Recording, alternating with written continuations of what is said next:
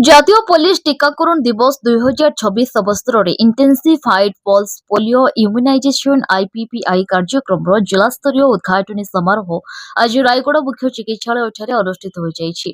ଅତିରିକ୍ତ ଜିଲ୍ଲାପାଳ ସାଧାରଣ ଶ୍ରୀ ନବୀନ ଚନ୍ଦ୍ର ନାୟକ ମୁଖ୍ୟ ଅତିଥି ଭାବେ ଯୋଗଦେଇ ଶିଶୁମାନଙ୍କୁ ମୌଖିକ ପୋଲିଓ ଟିକା ପ୍ରଦାନ କରି କାର୍ଯ୍ୟକ୍ରମର ଶୁଭାରମ୍ଭ କରିଥିଲେ। ଏହି ଅବସରରେ ମୁଖ୍ୟ ଚିକିତ୍ସା ଓ ଜନସ୍ୱାସ୍ଥ୍ୟ ଅଧିକାରୀ ଡାକ୍ତର ନଗେନ୍ଦ୍ରନାଥ ମହାପାତ୍ର, ଅତିରିକ୍ତ ଜିଲ୍ଲା ଚିକିତ୍ସା ଅଧିକାରୀ ଡାକ୍ତର ପ୍ରଶାନ୍ତ कुमार मिश्र, परिवार कल्याण अतिरिक्त जिला चिकित्सा अधिकारी डाक्टर किशोर चंद्र बाराई, जिला सूचना और लोकसंपर्क अधिकारी भारप्राप्त श्री देवराज टाकरी और अन्य चिकित्सक, नर्स, अंगनवाड़ी कर्मी और आईपी कर्मचारी माने उपस्थित थे। मुख्य अतिथि श्री नायक तांको वक्तव्य रे पुलिस मुक्त भारत गठन दिगरे सरकार उद्यम को सफल करने समस्त सहयोग आह्वान करथिले। से कहिथिले जे कौनसी शिशु जेपरी पोलियो टीकाकरण वंचित न रुहंती सेथिप्रति विशेष जत्न नेबा आवश्यक।